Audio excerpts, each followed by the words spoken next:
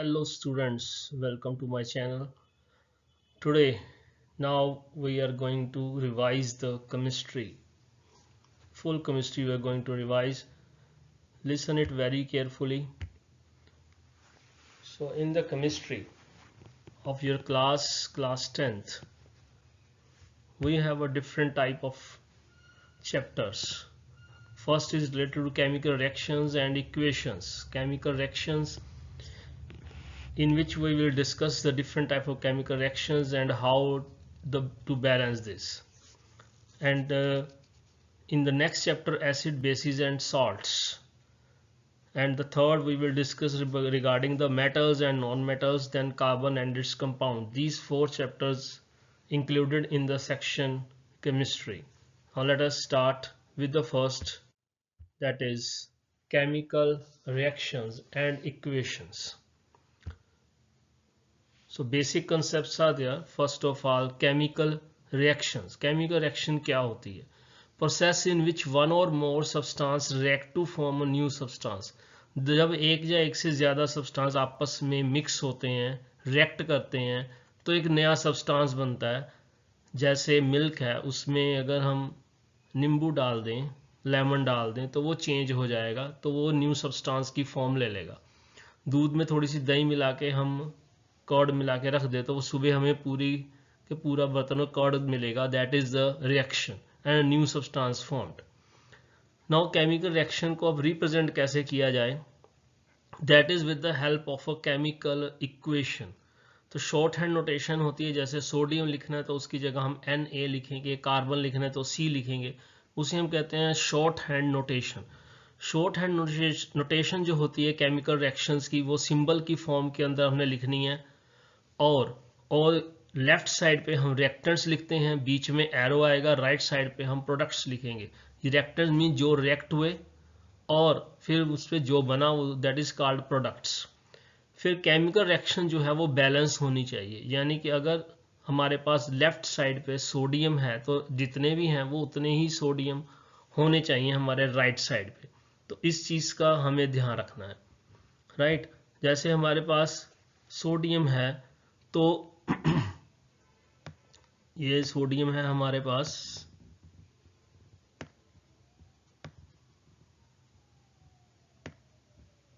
तो राइटिंग इसमें ऐसी दिखेगी. तो सोडियम जो है, सोडियम के अगर यहाँ पे आगे 2 लिखा हुआ हो तो मीन्स 2 सोडियम हो गए, ठीक है. अगर इसके साथ एक O और एक H लगा हुआ दिखे हमें, तो ये 2 जो लिखा हुआ है, ये 2 सोडियम के साथ भी है, ऑक्सीजन के साथ भी है, हाइड्रोजन के साथ भी है. इन तीनों के साथ होगा, यानी कि सोडियम भी 2 हो जाएगा, ऑक्सीजन भी 2 हो जाएगा और हाइड्रोजन भी 2 हो जाएगा. तो इस चीज़ का हमें ध्यान रखना है कि जो भी आगे फ्रंट में लिखा दिखेगा हमें, ये जो लिखा है ये सभी के साथ मल्टीप्लाई होगा. अगर इस ऑक्सीजन के पैर में यहाँ पे फुट में 2 लिखा होगा तो ये 2 से मल्टीप्लाई हो जाएगा और 4 हो जाएगा, राइट. तो इसका ध्यान आपने रखना है. तो इस तरीके से सोडियम लेफ्ट साइड पे है, राइट साइड पे जो जाएंगे तो वहां भी सोडियम होगा. जितने सोडियम यहाँ पे रहेंगे उतने ही राइट साइड पे सोडियम रहेंगे. तो keep in mind this things. तो जब वो दोनों की तरफ इक्वल हो जाएगा उसे हम कहते हैं बैलेंस्ड केमिकल इक्वेशन. तो केमिकल इक्वेशन तब होती है तो बैलेंस्ड होती है, दैट इज केमिकल रिएक्शन. ठीक है जी. तो केमिकल इक्वेशन ऐसे बैलेंस कर लेनी है. सोडियम काउंट करना है लेफ्ट साइड पे, राइट साइड पे उसे इक्वल करना है जैसे ही करके. तो वो सारे जो सोडियम, ऑक्सीजन, हाइड्रोजन जो भी एलिमेंट्स होंगे वो लेफ्ट हैंड साइड पे भी होंगे, राइट हैंड साइड पे भी होंगे. तो उनको आपने इक्वेट कर देना कि इक्वल होने चाहिए. Types of chemical reaction. तो केमिकल रिएक्शन की क्या टाइप्स हैं? तो केमिकल रिएक्शन जो हैं उसकी बहुत सी टाइप्स होती हैं. First 1 2 3 4 5 lots of types are there, ठीक है. ये सारी लिखी हुई हैं. तो पहली हम करते हैं जी कम्बिनेशन रिएक्शन. कम्बिनेशन रिएक्शन क्या होती है? इसमें क्वेश्चन कैसे आएगा? बैलेंस द केमिकल इक्वेशन का क्वेश्चन हो गया. Combination reaction, decomposition, displacement, double displacement भी है यहाँ पे. तो इनमें से कोई एक क्वेश्चन आएगा जिसकी आपको डेफिनेशन लिखनी पड़ेगी and you also you have to write the equation. तो सिंपल सिंपल इक्वेशन याद कर लेनी है। कॉम्बिनेशन रिएक्शन में टू और मोर सब्सटेंसेस, दो या दो से ज़्यादा सब्सटेंस आपस में मिक्स करके कंबाइन करके एक न्यू सब्सटेंस फॉर्म करते हैं, तो that is called the combination reaction. Then decomposition reaction जब ब्रेक डाउन होती है, यानी ये दोनों आपस में उल्ट हैं, ये दोनों कंबाइन करके कॉम्बिनेशन रिएक्शन, दो चीज़ें कंबाइन की, calcium oxide water, calcium hydroxide बना। डीकम्पोजिशन है breaking off the single compound, ये एक कंपाउंड है आयरन जो फेरस सल्फेट है हमारे पास, Fe आयरन, ये हमारे पास बना फेरिक ऑक्साइड और सल्फर डाइऑक्साइड, सल्फर ट्राइऑक्साइड निकला, यानी कि ये टूट गया, ब्रेक हो गया, तो ये डीकम्पोजिशन है। डिस्प्लेसमेंट जब एक चीज दूसरी जगह डिस्प्लेस कर, जैसे कॉपर था, डिस्प्लेस्ड हो गई, रिप्लेस्ड कर दिया दूसरे एटम को जो हाईली एक्टिव था। कॉपर यहाँ पे दिख रहा है आपको, कॉपर डिस्प्लेस कर गया, और Fe यहाँ पे FeSO4 आ गया, ये Fe था, ये SO4 के साथ अटैच हो गया, कॉपर को बाहर निकाल दिया, तो ये displacement reaction. Then we have a thermal decomposition.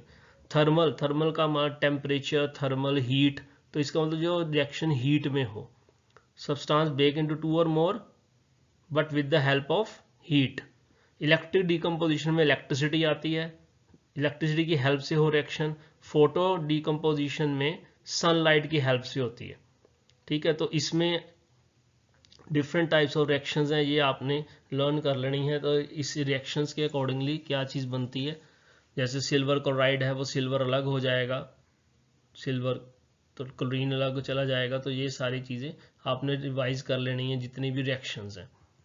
Next further we will move towards, तो यहाँ पे on the basis of heat जब ट्रांसफ़र होती है तो हमारे पास दो तरह की रिएक्शन बन के आती हैं, एंडोथर्मिक रिएक्शन और एक्सोथर्मिक रिएक्शन। मोस्टली ये क्वेश्चन आ जाता है एग्जामिनेशन में। Reaction in which heat energy is absorbed, जहाँ पे हीट एनर्जी एब्जॉर्ब हो जाए, वो उसको देनी पड़े एनर्जी हीट की, तो उसे हम कहते हैं एंडोथर्मिक रिएक्शन। और जहाँ पे रिलीज्ड हो, जैसे ये लिखा है आपको रिलीज्ड, एनर्जी रिलीज्ड, यहाँ पे एब्जॉर्ब्ड में एंडोथर्मिक, रिलीज्ड में एक्सोथर्मिक। ये बाद में देखो लिखा है, रिएक्शन के बाद लिखा है हीट एनर्जी इवॉल्व। फिर है डबल डिस्प्लेसमेंट। अब जो डबल डिस्प्लेसमेंट ध्यान से देखेंगे, इस सिल्वर नाइट्रेट है, सोडियम क्लोराइड है, तो सोडियम जो था उसने नाइट्रेट को पकड़ा, वो उधर चला गया, और क्लोरीन था वो सिल्वर के साथ मिक्स हो गया, तो ये सिल्वर क्लोराइड बन गया और ये सोडियम नाइट्रेट बन गया। इसका मतलब एक्सचेंज हो गया आपस में, so there is an exchange of their corresponding ions. उसके बाद आते हैं हमारे reaction oxidation and reduction, redox reaction जिसे हम बोलते हैं। अगर दोनों ही रिएक्शन हो तो उसे रिडॉक्स, RD यहाँ से लिया, ऑक्स इधर से लिया, रिडॉक्स रिएक्शन बन जाता है। ऑक्सीडेशन होती है जिसमें गेन ऑफ ऑक्सीजन हो, याद रखना है गेन ऑफ ऑक्सीजन, जहाँ ऑक्सीजन मिले किसी को, और रिड्यूस जहाँ लॉस ऑफ ऑक्सीजन हो। इससे उल्ट हो जाता है लॉस ऑफ हाइड्रोजन, ऑक्सीडेशन में हाइड्रोजन रिमूव होता है, ऑक्सीजन मिलता है, और रिडक्शन में लॉस हो जाता है ऑक्सीजन का और गेन होता है हाइड्रोजन। देन अगर दोनों रिएक्शन इकट्ठी हो जाए, जैसे ये कॉपर ऑक्साइड है, ये कॉपर बन रहा है, ठीक है, और ये हाइड्रोजन है, ये वाटर बन रहा है, तो इसका मतलब ऑक्सीडेशन होगी हाइड्रोजन आयन की, ठीक है, ये हाइड्रोजन रिमूव भी हो गया, ठीक है, रिड्यूसिंग एजेंट बन गया। रिड्यूसिंग एजेंट मतलब वो चीज़ जिसने ऑक्सीजन दूसरे की निकाल के बाहर कर दी, वो है हमारा रिड्यूसिंग एजेंट। जिसने ऑक्सीजन दे दी तो वो हो गया ऑक्सीडेशन, ठीक है, तो इसको ध्यान से रखना है। इसके बाद आते हैं एवरीडे लाइफ में क्या इफेक्ट्स होते हैं इस ऑक्सीडेशन और रिडक्शन के। पहला होता है रेंसिडिटी, ऑयल्स, फैट्स, चिप्स वगैरह होते हैं पैकेट्स के अंदर, तो वहाँ पे ऑक्सीजन के साथ रिएक्ट होकर वो खराब हो सकते हैं, इसलिए नाइट्रोजन गैस उसमें डाली जाती है, स्मेल आ जाती है उनमें, तो रेंसिडिटी हो गया। दूसरा है जी कोरोजन, कन्वर्जन ऑफ मेटल्स, ठीक है, अनडिजायरेबल कंपाउंड्स, जो हमारे पास डिजायरेबल नहीं है, यानी खराब हो जाए चीज़ें हमारी, तो उसे हम करोजन कहते हैं। आयरन है, ऑक्सीजन से मिक्स होके तो आयरन ऑक्साइड बन जाएगा। सो मेथड्स ऑफ प्रिवेंशन, अब कोरोजन से और रेंसिडिटी से हम कैसे बच सकते हैं। एंटीऑक्सीडेंट डाल दो, वैक्यूम पैकिंग कर दो, जैसे हवा भरी होती है उसमें वैक्यूम किया होता है, उसमें एंटीऑक्सीडेंट डाल दो तो आप रेंसिडिटी से बच सकते हो। नाइट्रोजन, एयर की जगह नाइट्रोजन आ जाएगी तो रेंसिडिटी से बचा जा सकता है। रेफ्रिजरेशन कर दो, फ्रिज में रख दो तो भी हम रेंसिडिटी से बच सकते हैं। तो these are the methods for preventing from the rancidity. और कोरोजन से कैसे बच सकते हैं? By painting, galvanising. तो ये सारे मेथड्स हैं जिससे हम बच सकते हैं कोरोजन से। तो you must know the method, इन दोनों में से किसी एक के मेथड जरूर आएंगे। ओके, नेक्स्ट हमारे पास आता है जी एसिड्स, बेसिस एंड सॉल्ट्स। ये नेक्स्ट चैप्टर है हमारा। तो इसके अंदर हमारे पास बेसिक्स जो हैं, सबसे पहले केमिकल सब्सटेंस क्या होता है। केमिकल सब्सटेंस या तो बेस हो सकते हैं या फिर एसिड्स हो जाते हैं। तो बेसिस क्या होते हैं? Basis on the strength of hydrogen. तो हाइड्रोजन आयन उसके बेस्ड के ऊपर स्ट्रेंथ हो सकती है। On the strength of OH ion, तो बेसिस OH आयन की स्ट्रेंथ पे डिपेंड करता है। और एसिड्स हाइड्रोजन आयन की स्ट्रेंथ पे डिपेंड करती हैं। तो basis on the strength of hydrogen mean strong acid कौन से होंगे? हाइड्रोजन जिसमें रिमूव होगा। वीक एसिड्स, ये नीचे वाले वीक एसिड्स आ जाएंगे। और बेसिस स्ट्रॉन्ग बेस कौन सा? जिसमें OH आयन निकलेगा। और वीक बेस जहां OH आयन प्रॉपर नहीं होगा। सो ये ध्यान से आपने strong base, strong weak base और स्ट्रॉन्ग एसिड्स कर लेने हैं। देन इनकी फिजिकल नेचर क्या होती है एसिड्स की? इसका सॉर होगा, टेस्ट खट्टा आएगा। वाटर में सॉल्युबल होगा, dilute. Acids conduct electricity, change blue litmus to red. ये इसकी फिजिकल प्रॉपर्टी जिससे हमें पता लगता है कि ये एक एसिड है। एसिड की टाइप्स कौन कौन सी होती हैं? ऑर्गेनिक एसिड्स होते हैं जो प्लांट्स और एनिमल से मिलते हैं, ये ऑर्गेनिक एसिड्स हैं। जैसे विनेगर वगैरह है, ये ऑर्गेनिक एसिड हैं। और सिट्रिक एसिड हैं, ये ऑर्गेनिक एसिड है। मिनरल एसिड्स जो प्रिपेयर किए जाते हैं, धरती से मिलते हैं लेकिन उसमें प्रिपेयर हो जाते हैं फ्रॉम द मिनरल्स। जो मिनरल्स हमें मिलते हैं उससे प्रिपेयर करते हैं। HCl, H2SO4 ये लेबोरेटरी में यूज होते हैं। तो next we have a bases. तो बेसिस की फिजिकल नेचर क्या होगी? टेस्ट बिटर होगा और स्लिपरी लगेगा, स्किन के ऊपर टच करेंगे स्लिपरी लगेगा। And some bases are water soluble होते हैं, ठीक है। These are called alkalis. ये ध्यान रखना, एक क्वेश्चन ये MCQ में आ सकता है कि वाटर सोलेबल जो है बेसिस उन्हें क्या कहते हैं? Alkalis. And change red litmus to blue. तो रिएक्शन की अगर बात करें तो मेटल्स और बेसिस आपस में जब रिएक्ट करते हैं तो हाइड्रोजन गैस रिमूव होती है। नॉन मेटल्स जो हैं वो हाइड्रोक्साइड जब बेस से रिएक्ट करते हैं तो वाटर निकलता है और सोडियम कार्बोनेट बनता है। अब एसिड्स की जो केमिकल प्रॉपर्टीज हैं, रिएक्शन विद मेटल्स, ये हम कर रहे थे बेस की। अब यहाँ पे हैं आपके पास एसिड्स की। मेटल और एसिड जब रिएक्ट करेंगे आपस में तो साल्ट और हाइड्रोजन गैस बनेगा। रिएक्शन याद कर लेनी है। विद हाइड्रोकार्बन, हाइड्रोकार्बन में जिसमें हाइड्रोजन लगा हुआ है, सोडियम हाइड्रोजन कार्बोनेट। जो एसिड में साथ रिएक्ट हुआ तो सोडियम क्लोराइड निकलेगा। ऐसे सोडियम विद मेटल कार्बोनेट्स होगा, ये मेटल कार्बोनेट्स हैं। Sodium is a metal, carbonate CO3 होता है तो सोडियम क्लोराइड बनेगा। Reaction with metallic oxides CuO, ठीक है, तो कॉपर क्लोराइड और वाटर फॉर्म होगा। तो इस तरह के डिफरेंट टाइप्स ऑफ रिएक्शंस आपने करने हैं। मेनली एसिड बेसिस की physical nature, reaction with metals and metal compound, ये तीन जो रिएक्शन दे रखे हैं ये ध्यान से कर लेना, इसमें से कोई भी पूछा जा सकता है। नेक्स्ट इसमें आ जाते हैं इंडिकेटर्स। इंडिकेटर्स क्या होते हैं? There are 3 types of indicators. One is natural, olfactory and synthetic. Natural होते हैं जो हमें नेचर से मिलते हैं, लिटमस हो गया, मिथाइल ऑरेंज, फिनोप्थलीन, ये नेचुरल हैं। ऑल्फैक्टरी जो खुशबू से, या हमें जैसे ओनियन की खुशबू है उससे पता लगता है। कलर कौन सा होता है लिटमस का? रेड भी हो सकता है, ब्लू भी हो सकता है। मिथाइल ऑरेंज का कौन सा कलर होता है? पिंकिश या येलो, ठीक है। जब हम चेंज करते हैं, इसको रिएक्ट करते हैं। फिनोप्थलीन कलरलेस होता है या उस पिंक हो जाएगा। और इसके बाद ये 3 तरह के अगर इंडिकेटर्स हो गए, फिनोप्थलीन जो है वो सिंथेटिक है, यानी बनाया गया है लेबोरेटरी के अंदर। After that we have a pH scale. तो ये पीएच स्केल है एसिड नेचर के, इसमें से क्वेश्चन ऑब्जेक्टिव में आपको मिलेगा जरूर। PH scale for acidic solution pH less than 7, neutral के लिए इज इक्वल टू 7 और बेसिक के लिए ग्रेटर देन 7। 7 से बड़े नंबर होंगे तो वो बेस होगा। After that we get a salts. तो सॉल्ट्स में क्या होता है? Formed by neutralisation reaction. Neutralisation reaction मतलब एसिड और बेस आपस में रिएक्ट करते हैं और साल्ट और वाटर बनता है, this is called neutralisation reaction. तो इसमें कोई भी आप एसिड और बेस ले सकते हैं और उनको रिएक्ट करेंगे तो हमारे पास सोडियम क्लोराइड बन गया, पोटाशियम नाइट्रेट बन गया, तो ये वाटर निकल जाएगा।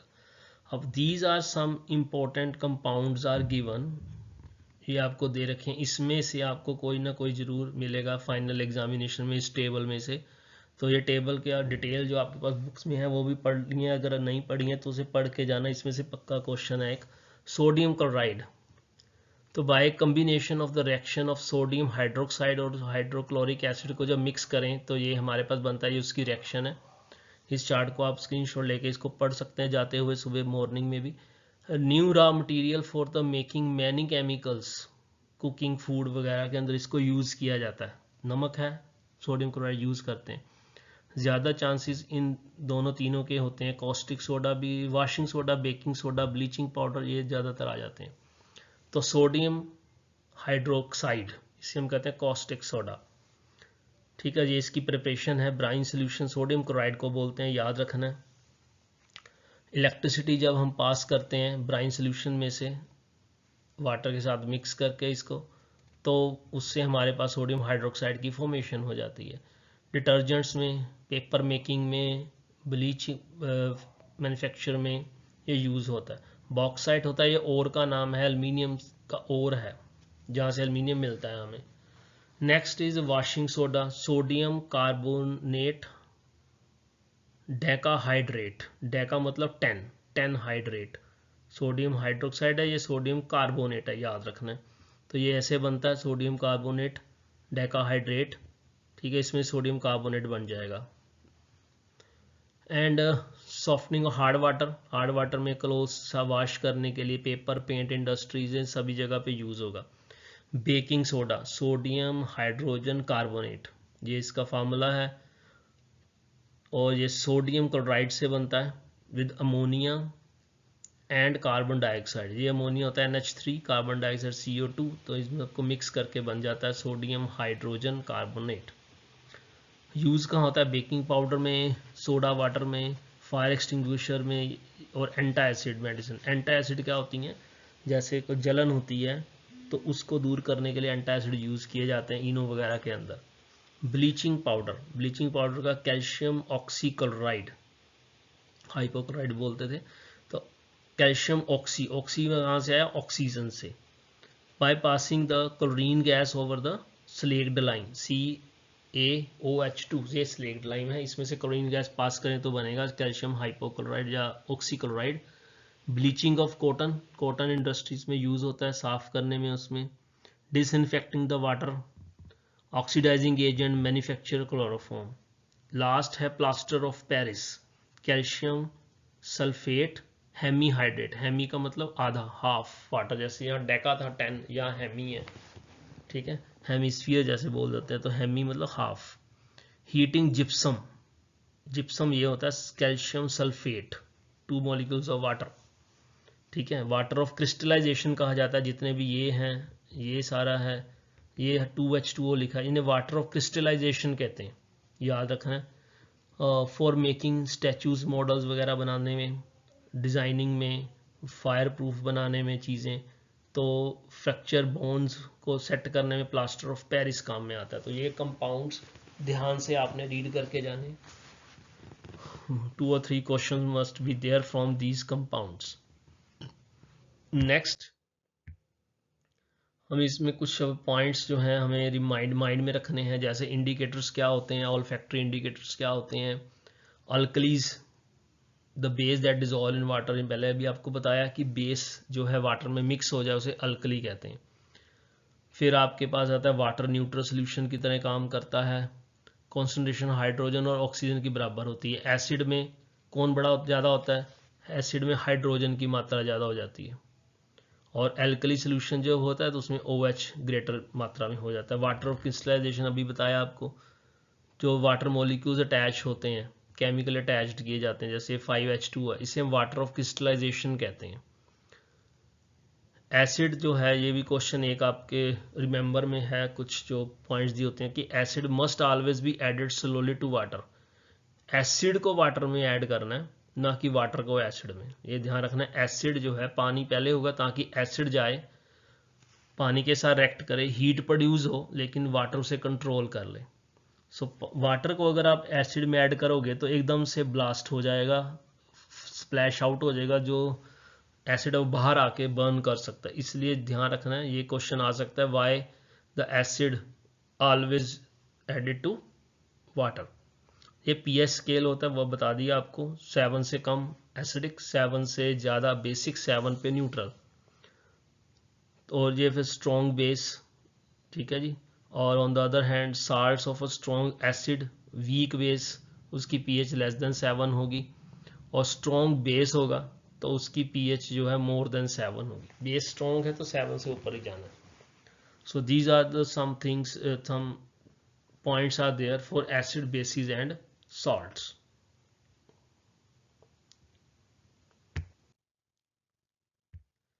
Next topic we have metals and non-metals.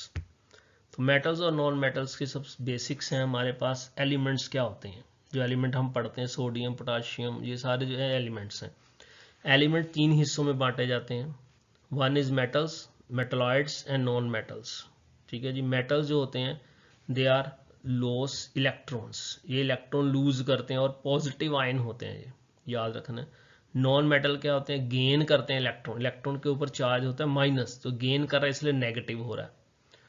तो कोई भी केमिकल कंपाउंड है उसमें पहले जो लिखा होता है वो मेटल होता है, उसके बाद जो लिखा होता है वो नॉन मेटल होता है। मेटलॉइड्स होते हैं जो दोनों प्रॉपर्टी शो करते हैं, मेटल की प्रॉपर्टी भी और नॉन मेटल की प्रॉपर्टी भी शो करते हैं, मिक्सचर है। अब फिजिकल मेटल्स और नॉन मेटल में सबसे मेन कॉमन क्वेश्चन आपको बताया भी हुआ है, फिजिकल और केमिकल प्रॉपर्टीज। तो ये मेन क्वेश्चन है, मोस्टली पूछा जाता है, right the chemical properties, physical properties. Metals malleable होते हैं, मींस हम शीट्स बना सकते हैं, डक्टाइल होते हैं, वायर्स बना सकते हैं, लस्ट्रस होते हैं, चमकते हैं और पॉलिश हो जाते हैं। फिर good conductor of heat and electricity, tensile strength होती है कि मतलब टूटते नहीं जल्दी, हाई डेंसिटी होती है, डूब जाते हैं पानी में, मतलब हाई डेंसिटी है। मेल्टिंग और बॉइलिंग पॉइंट्स भी हाई होते हैं। सॉलिड होते हैं मोस्टली रूम टेम्परेचर के अंदर, छोड़ के मरकरी को, मरकरी जो होता है वो लिक्विड होता है। ऐसे सोडियम है, ये लिखा है हार्ड होते हैं, बट सोडियम क्या होता है, सॉफ्ट होता है, नाइफ से कट हो सकता है। देन केमिकल प्रॉपर्टीज, ऑक्सीजन के साथ रिएक्ट करेगा तो मेटल ऑक्साइड बनेगा, ठीक है जी। वाटर के साथ मेटल ऑक्साइड प्लस हाइड्रोजन बनेगा, तो metal hydroxide reaction with acids होगा, डिल्यूट एसिड के साथ, तो मेटल सॉल्ट और हाइड्रोजन। तो ये सारे रिएक्शंस आपके पास गिवन में हैं, ये सारे करने क्या, रिएक्ट करके क्या बनता है। इसमें से मैक्सिमम 3-4 रिएक्शंस आपको याद रखने पड़ेंगे, क्योंकि केमिकल कई बार क्वेश्चन आ जाता है, right the 3 chemical properties and 2 physical, या 2 केमिकल 3 फिजिकल, ऐसे मिक्स करके भी आ सकता है क्वेश्चन। अगर डायरेक्ट आता है तो आप फिजिकल केमिकल खुद मिक्स कर सकते हो जितने चाहें तो, बट अगर वो रिटर्न में आएगा कि 2 केमिकल और 3 फिजिकल लिखें तो वैसे ही लिखनी पड़ेंगी। देन लास्ट में अब extraction of and purification, non metal बाद में करेंगे। एक्सट्रैक्शन है, प्यूरिफिकेशन और कॉन्सेंट्रेशन ऑफ ओर्स। ओर्स क्या होते हैं, धरती के अंदर से मेटल्स निकाले जाते हैं, तो कहीं जगह पे मेटल्स की मात्रा बहुत ज़्यादा हो जाती है, जहाँ से इजीली हम बहुत ज़्यादा मात्रा में मेटल निकाल सकते हैं, उसे हम ओर बोल देते हैं, ठीक है। इसमें गैंग की डेफिनेशन आएगी आपको, इन 2-3 डेफिनेशन जिसमें हैं, जब ये टॉपिक पढ़ लिया होगा आपने तो इसमें 2-3 डेफिनेशन हैं। Metals with high reactivity, medium reactivity, low reactivity, 3 तरह के मेटल्स होते हैं। अगर उनकी हाई रिएक्टिव, बहुत ज़्यादा हाई रिएक्टिव है, तो इलेक्ट्रोलाइसिस से हम उनको साफ करके प्योर मेटल प्रोड्यूस कर सकते हैं।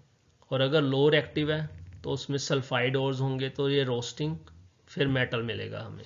रोस्टिंग प्रोसेस यूज होनी है लो रिएक्टिविटी में। अब जो आगे मीडियम, मीडियम में जो रिएक्ट मोस्टली करते ही हैं, ये बहुत ज़्यादा हाई करते हैं, ये बिल्कुल नहीं करते। उसमें 2 तरह के ओर्स होते हैं, कार्बोनेट मिक्स या सल्फाइड मिक्स। ये याद रखना है, क्वेश्चन आ जाता है। कार्बोनेट ओर्स को कैल्सिनेशन से करेंगे, सल्फाइड को, एस सल्फाइड को रोस्टिंग से, एस सल्फाइड को रोस्टिंग से। ये सीसी सेम ही है, कार्बोनेट कैल्सिनेशन, कार्बोनेट कैल्सिनेशन। तो कार्बोनेट से कैल्सिनेशन करेंगे, सल्फाइड और से रोस्टिंग करेंगे। बाद में ऑक्साइड में चेंज करना पड़ेगा उसे हमेशा ही, तो ऑक्साइड में चेंज करके बाद में रिड्यूस हो जाएगा, इजीली हम प्योर मेटल प्रोड्यूस कर सकते हैं। राइट, तो ये चीज़ों का ध्यान रखना है, ये जरूर क्वेश्चन ध्यान रखना है। कार्बोनेट और हो तो कैल्सिनेशन, सल्फाइड और हो तो रोस्टिंग, ये भी सल्फाइड हो रहा है, देखो रोस्टिंग हो रहा है। बाकी हाई रिएक्टिव हो तो इलेक्ट्रोलाइसिस से हो जाएगा। ओके, नेक्स्ट जो इसका पार्ट है कोरोजन, वो हम पीछे करके आए हैं, gradual destruction of metal air और वाटर के साथ, और प्रिवेंट कैसे होता है जी, पेंटिंग से, ऑयलिंग, ग्रीजिंग से हो जाता है।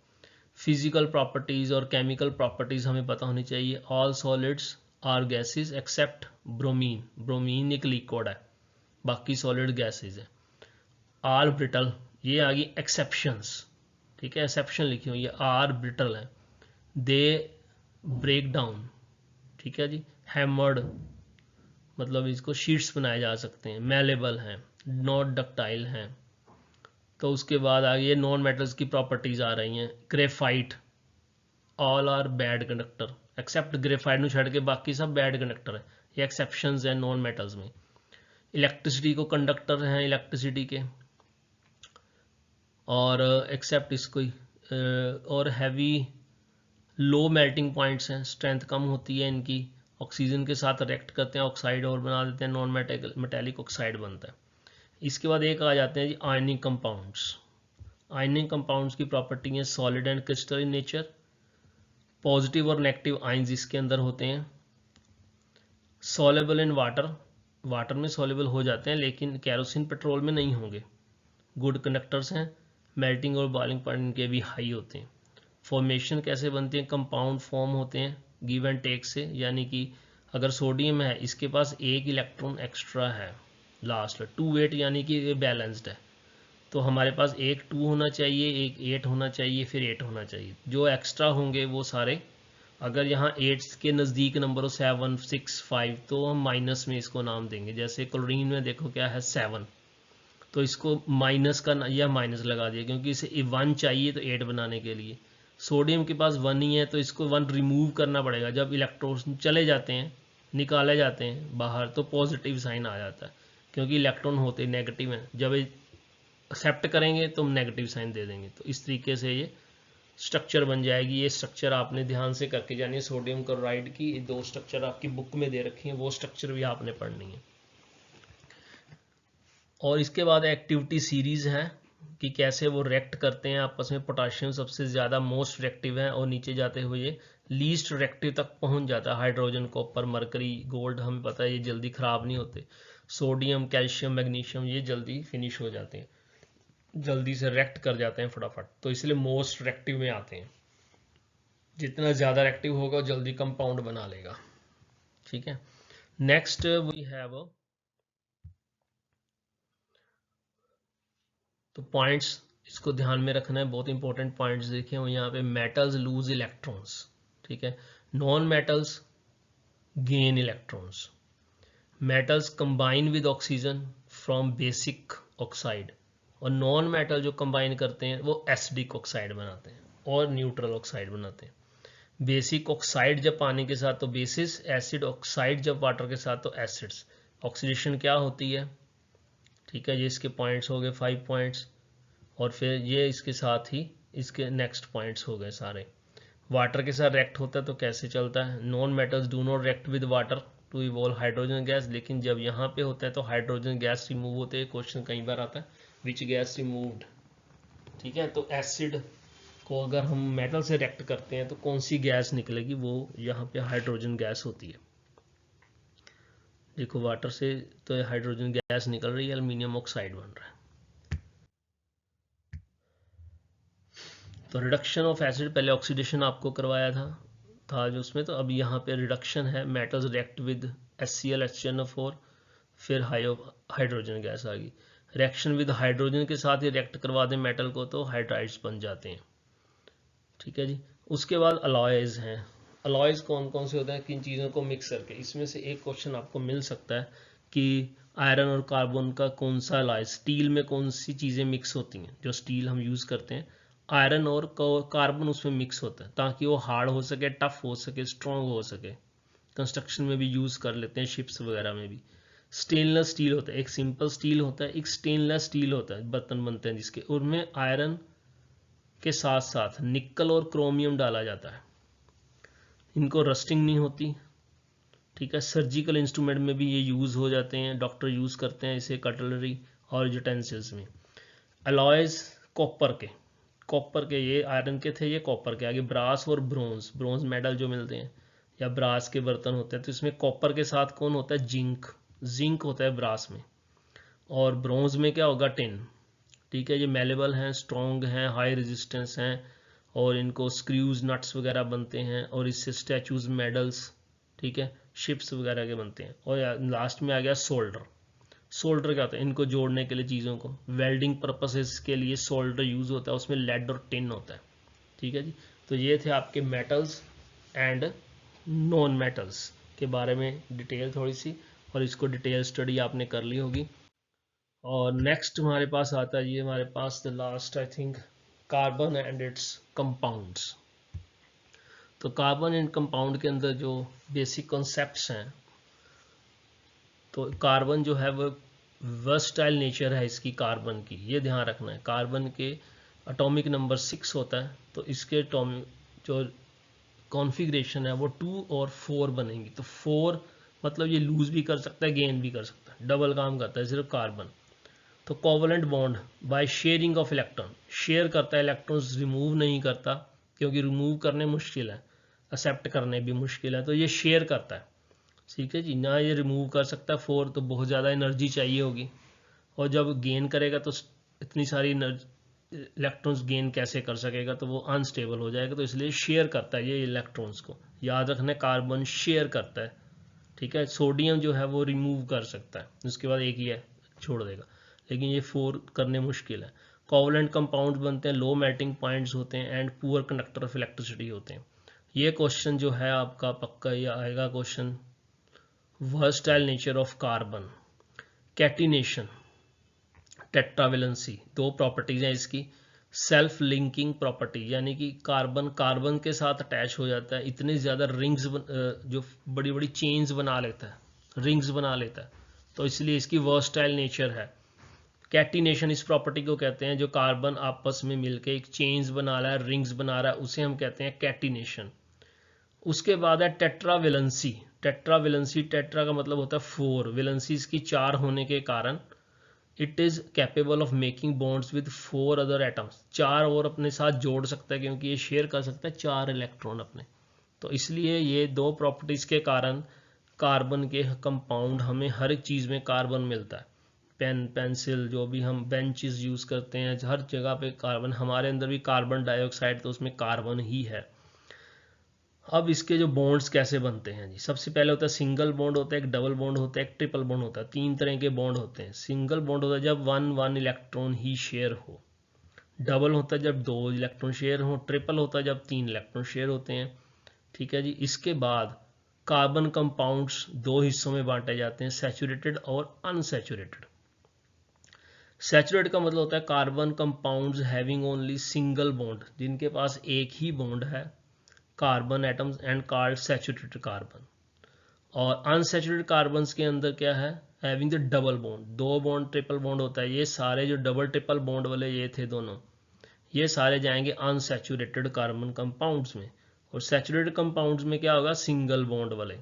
तो अनसैचुरेटेड यानी डबल बॉन्ड टूटेगा सिंगल बॉन्ड में, लेकिन सिंगल बॉन्ड को तोड़ना बहुत मुश्किल है, तो इसलिए सैचुरेटेड कंपाउंड्स होते हैं सिंगल बॉन्ड वाले। अनसैचुरेटेड जो हम तेल वगैरह पीते हैं, खाते हैं, जो तेल वो बना के सब्जियों में डालते हैं, वो सारे अनसैचुरेटेड होते हैं, फिर सैचुरेटेड में चेंज होता है। अगर उसको हम बहुत ज़्यादा जलाएं, तेल में हम बनाते रहें, पकौड़े समोसे बनते रहें, और फिर उसको वो कलर उसका चेंज हो जाता है, तो वो बन जाता है सैचुरेटेड, बॉन्ड उसके ब्रेक हो के वो सैचुरेटेड में बदल जाएगा, और सैचुरेटेड बदल गया फिर वो हजम नहीं होगा, ठीक है। तो वो क्रिएट करता है प्रॉब्लम्स हमारे अंदर।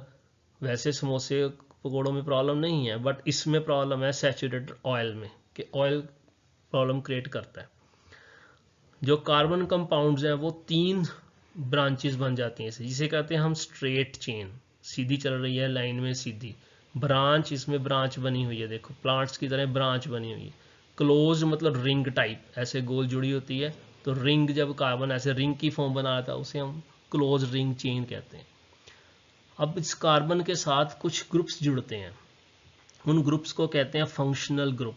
ये रहे क्लोरीन ब्रोमीन जुड़ते हैं, उसे हेलोजन ग्रुप्स, हेलो ग्रुप्स बोला है, हेलोजन ग्रुप्स बोल देते हैं उसे। और ऑक्सीजन साथ में जुड़े यानी कि ये अल्कोहल जुड़े तो OH, ये OH को अल्कोहल, जब जिसके साथ OH लग गया वो अल्कोहल होगा। एल्डिहाइड्स, ये एल्डिहाइड्स ग्रुप होता है, ध्यान रखना इसमें एक तरफ H होगा एक तरफ O होगा। कीटोन, ये दोनों जगह खाली जहाँ लिख रही हैं यहाँ पे आपके पास कार्बन जुड़े होंगे और एक डबल बॉन्ड होगा तो उसे कीटोन करेंगे। कार्बोक्सिलिक एसिड में डबल डबल O दिखते हैं हमें, देखो ये O दिखते हैं, यहाँ एक O है, यहाँ भी एक O है, यहाँ भी एक है, यहाँ 2 O दिखेंगे हमें, तो ये कार्बोक्सिलिक एसिड, इसे हम एसिड कहेंगे सभी को जिसके साथ ये चीज़ें अटैच्ड होंगी। तो इसका बेसिक्स थे। अब थोड़े से और हैं केमिकल प्रॉपर्टीज ऑफ कार्बन। सबसे पहले कंबस्शन, बर्न करता है ऑक्सीजन में, कार्बन डाइऑक्साइड मिलती है। एडिशन रिएक्शन, इसमें ऐड कर दो हाइड्रोजन, डबल बॉन्ड ब्रेक हो जाएगा, सिंगल हाइड्रोजन साथ में अटैच हो जाएगा। ऑक्सीडेशन, ऑक्सीजन से रिएक्ट करते हैं तो ये सारी चीज़ें हमें चाहिए, ठीक है जी। और सब्स्टिट्यूशन मीन सब्स्टिट्यूट हो जाए, मीथेन को क्लोरीन के साथ मिथेन, क्लोरोमीथेन बन गया, तो ये सब्स्टिट्यूट भी हो सकता है यानी कि इसमें मिक्स हो सकता है, ऐड भी हो सकता है, उसको जलाया जाए तो भी इसमें कुछ बनता है। ऑक्सीजन ऑक्सीडाइज्ड कर दिया जाए, ये ऑक्सीडेशन एजेंट है, KMnO4, ये ऑक्सीजन देगा इसको, ठीक है। या इधर से हम लेंगे तो अभी इसमें O7 है, ये इसको जाएंगे, ये O4 जाएंगे तो ये इसमें चेंज हो जाएगा एसिड में। अब प्रॉपर्टीज ऑफ कार्बन कंपाउंड्स के अंदर हमारे पास दो चीज़ें आप बुक्स में डिस्कस हैं, what is ethanol, one is ethanol, second is ethanoic acid.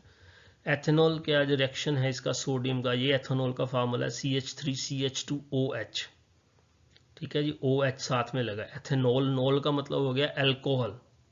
Sodium ethoxide, sodium ethoxide, ये सोडियम इसके साथ लग गया, H2 बाहर निकाल दिया। डिहाइड्रेशन हो जाए तो इसमें से वाटर बाहर निकल जाएगा, बाकी जो है वो चीज़ें बच जाएंगी यहाँ पे। ये इथेनॉल की रिएक्शन है। अब इथेनोइक एसिड, इसमें होता है एस्ट्रिफिकेशन, बहुत इंपॉर्टेंट है एस्ट्रिफिकेशन।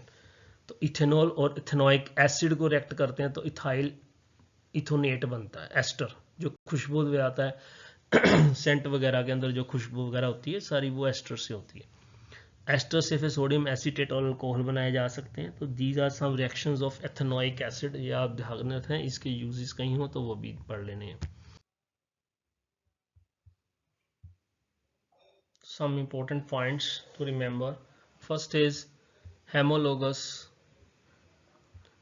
सीरीज। होमोलोगस सीरीज जो फंक्शनल ग्रुप साथ में कार्बन की चेन के साथ अटैच होते हैं उन्हें हम कहते हैं होमोलोगस सीरीज।